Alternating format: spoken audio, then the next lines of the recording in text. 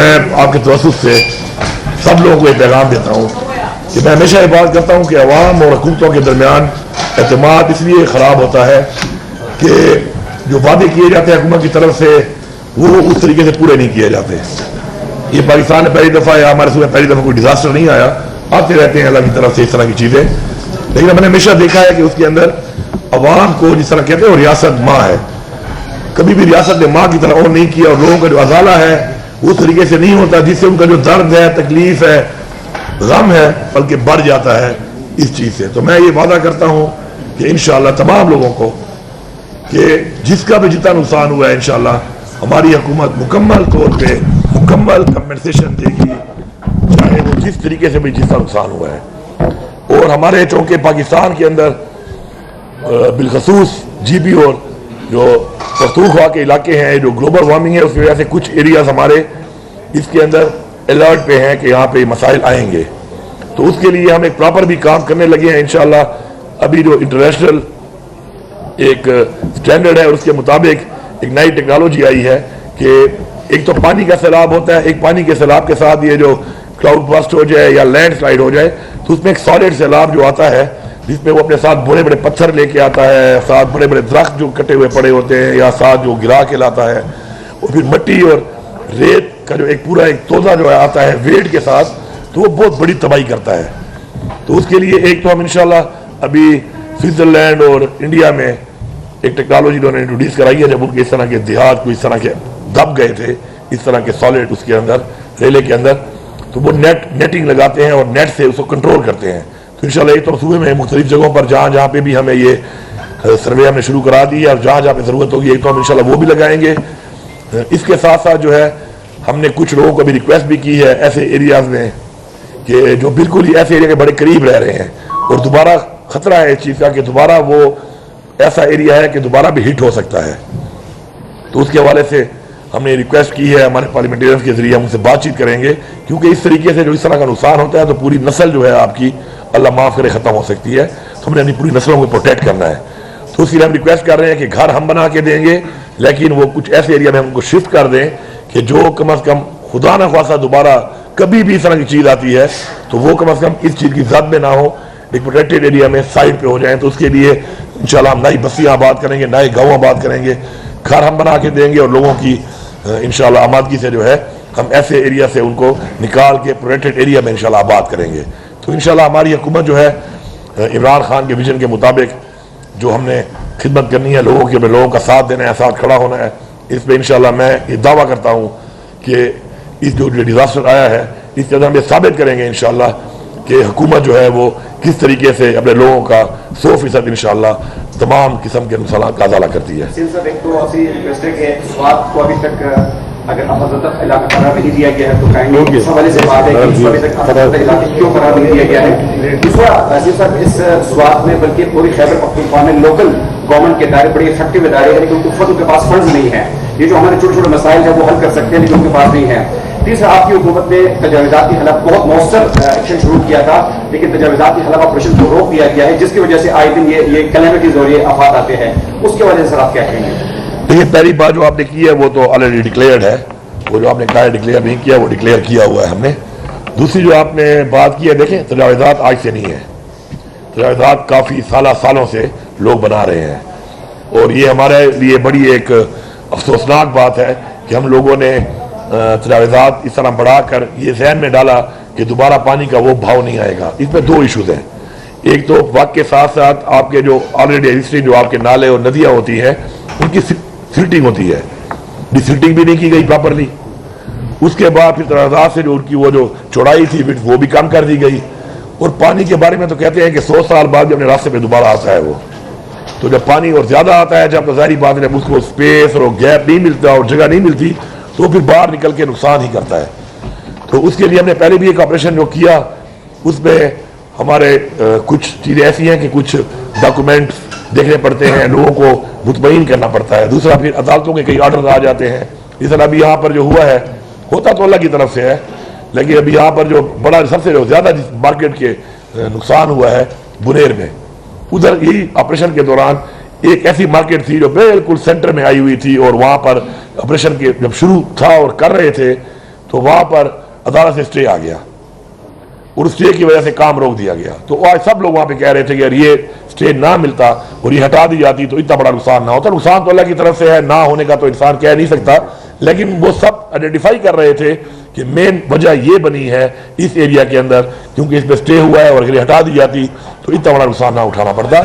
मेरी लोगों से मैं कंप्लीट कर रही हूँ, मेरी लोगों से गुजारिश है, मेरी लोगों से रिक्वेस्ट है कि अल्लाह ने जो आपको दिया है ना उसी पे सब्र करो, क्योंकि आप अल्लाह के दिए पे सब्र ना करके जब तजावुज़ात करके सरकार का जो अमलाक है वो बेसिकली अवाम का है, सारी अवाम का है, कलेक्टिव सारी अवाम की मलकियत होती है, वो गवर्नमेंट का एसेट। उस पर जो आते हैं और इस तरह करते हैं आप, तो अगर आप ये समझते हैं कि ये आप इस तरह की जगह पे कारोबार करके आप रिस्क हलाल कमा रहे हैं, बिल्कुल नहीं, ये रिस्क हलाल नहीं है।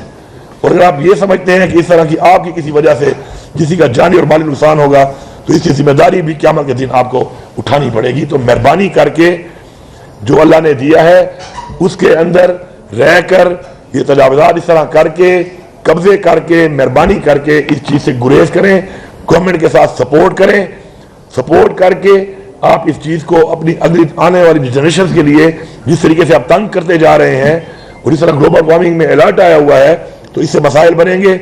हमारी पूरी कोशिश है आप किसी की अमलाक को नुकसान ना पहुंचाएं, लेकिन हम जब एक वार्निंग देते हैं, टाइम लाइन देते हैं कि आप अपनी जगह है इतने फुट पे है कर लो, तो लोग उस टाइम पे नहीं करते, वो अदालतों में जाने के चक्कर में, सिफारिशें करने के चक्कर में। तो अक्रॉस द बोर्ड में सबको कह रहा हूं कि इस पे किसी के साथ भी रियायत बरती जाएगी। किसी को यकीन नहीं आता तो चला जाए, सबसे पहले डी खान में देख ले कि जिस तरह का ऑपरेशन डी खान में हुआ है मेरे ख्याल में पूरे सूबे में नहीं हुआ, और एक बंदे की भी एक सिफारिश न मैंने करने दी है और न मैंने की है, और अल्हम्दुलिल्लाह मुझे किसी ने राब्ता भी नहीं किया। तो जब मैं अपने हल्के में ये बोझ उठा सकता हूं तो तमाम पार्टियों से, तमाम नुमाइंदों से मेरी अपील है कि, और आवाम से मेरी अपील है कि ऐसे लोगों, कुछ लोग ही होते हैं, उनके खिलाफ आप खड़े हों और खड़े होकर आप सब मिल के उनसे कहें कि यार ये चीज़ हमारे बच्चों को, हमारे अमलाक को, हमारे इलाके को नुकसान दे सकती है। तो मेहरबानी करके एक टीम बन के जॉइंटली गवर्नमेंट के साथ इस चीज़ को सपोर्ट करें, क्योंकि जो भी एसेट है जो कब्जा होकर एनक्रोच होता है ये बेसिकली कलेक्टिवली बेसिकली अवाम का एसेट है, क्योंकि गवर्नमेंट अवाम की है, वो अवाम की लैंड है। और जितने भी लोगों ने इससे पहले ये एनक्रोच करने दिया है, अब इतने साल गुजर चुके हैं, मैं वो चेक कर रहा था, किसी ने मुझे कहा कि जी आप चेक करें और सजा दें। कोई रिटायर हो चुका है, कोई फौत हो चुका है, कोई यहाँ पे है नहीं कहीं और है, तो हम सजा भी देंगे इसके ऊपर। लेकिन सजाओं से कभी भी माशरे तरक्की नहीं करते, माशरा तरक्की करता है इखलाकियात से और शऊर से। इस शऊर के साथ आप आगे बढ़ें, गवर्नमेंट को सपोर्ट करें। इंशाअल्लाह हम किसी की न सिफारिश मांगते हैं, हम न किसी की ये बात मानते हैं, आपकी मदद से इंशाअल्लाह हम इन सबको हटाकर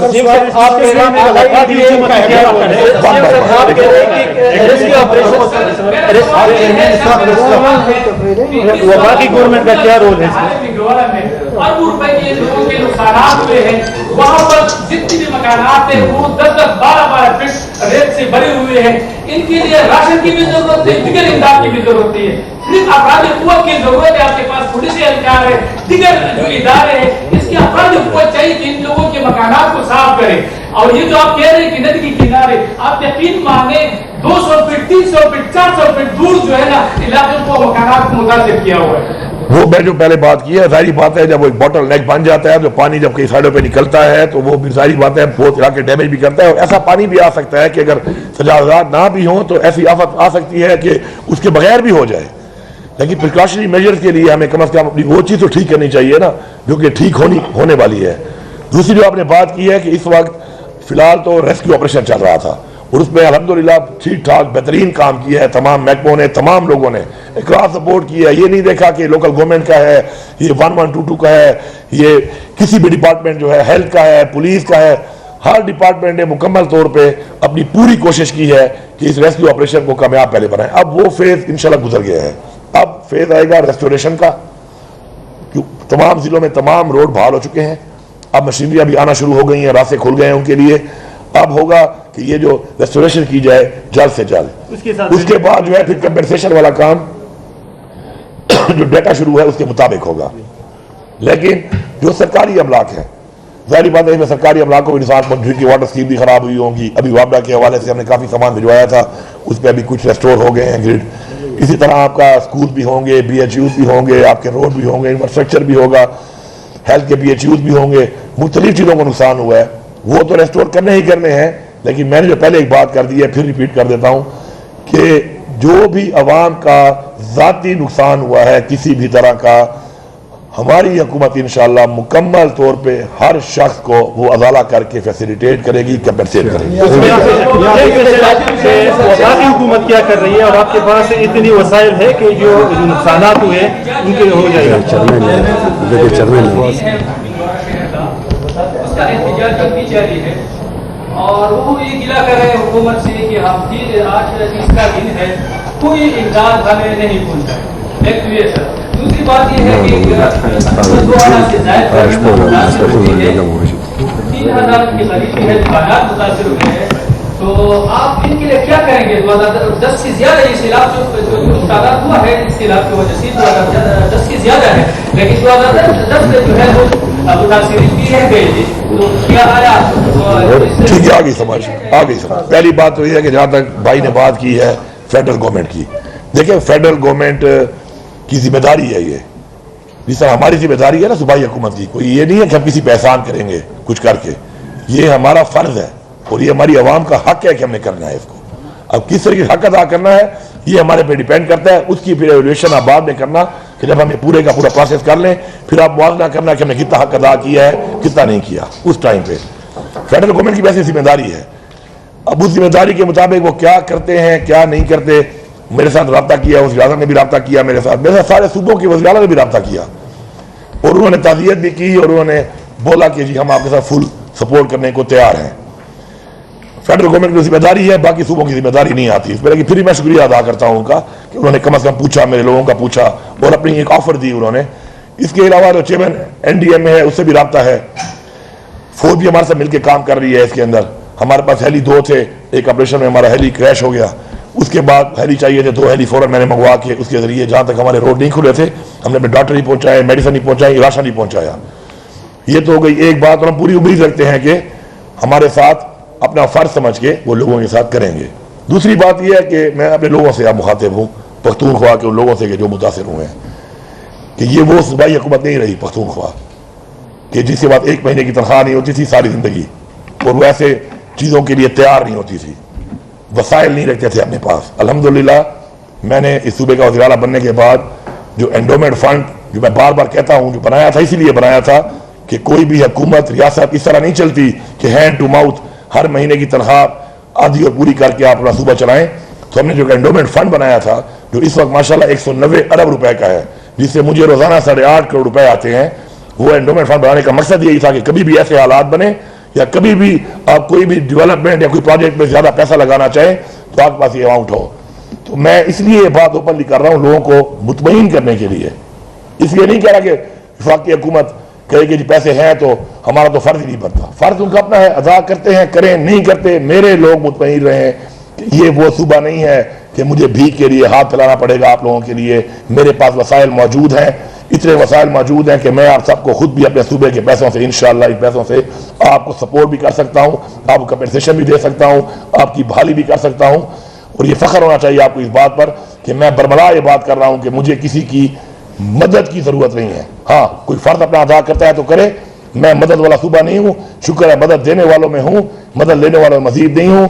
और उसमें पूरे सूबे की जो हमारी टीम है, हमारे पार्लियामेंटेरियंस हैं और हमारे जो जितने ऑफिसर्स हैं, जितने महकमे हैं और हमारी आवाम है, इस सब की कलेक्टिव मेहनत से ये हुआ है कि आज ये सूबा बरमला ये दावा कर रहा है कि इंशाअल्लाह अपने लोगों को हम खुद भी ख्याल भी कर सकते हैं, कम्युनिकेशन भी कर सकते हैं।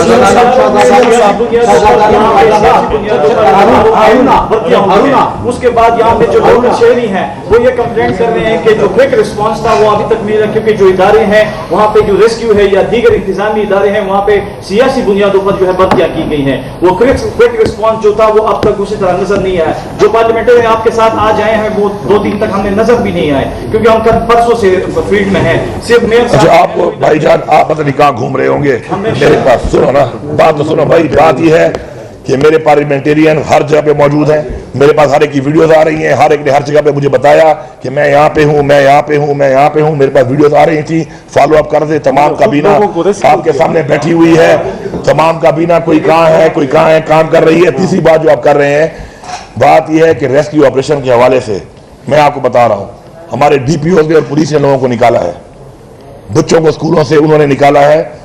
रेस्क्यू का आप एक क्लिप तो बार बार दिखा रहे थे जो एक सवाल में सानिया हुआ था। इस दफा जो रेस्क्यू वालों ने चलते पानी के अंदर छलांगे लगा के बच्चों को निकाला है, वो क्लिप भी उसी तरह चला रहे जिस तरह वो चला रहे थे। मसला ये है कि ये कौम तनकीद के लिए एक हैबिचुअल क्रिटिक बन चुकी है। तनकीद करने के लिए तो आप एक चीज को खुद दिखाते हैं, लेकिन उन्होंने जो मेहनत की है, मैं दावा और चैलेंज करता हूं कि जिस तरीके से इतने बड़े हिस्साने के बाद जिस तरीके से जल्दी रेस्क्यू हुआ है, जो रेस्क्यू ऑपरेशन कामयाब तरीके से किया गया है, पाकिस्तान की तारीख में आज तक नहीं हुआ। तो बेसिकली तनकीद करने के बजाय आप उनकी इस बात को कमेंट भी करो, उनको मैं शुक्रिया अदा करता हूं और मैं उनको खैर तहसीन पेश करता हूं कि जिस तरीके से मैं जहां भी जा रहा हूं मुझे लोग बता रहे हैं कि हमारे पास सारे लोग पहुंचे हैं और पहुंचकर उन्होंने रेस्क्यू किया है। बाकी अल्लाह ताला की तरफ से इतनी बड़ी अब चीज आती है, इंसान उसका मुकाबला नहीं कर सकता।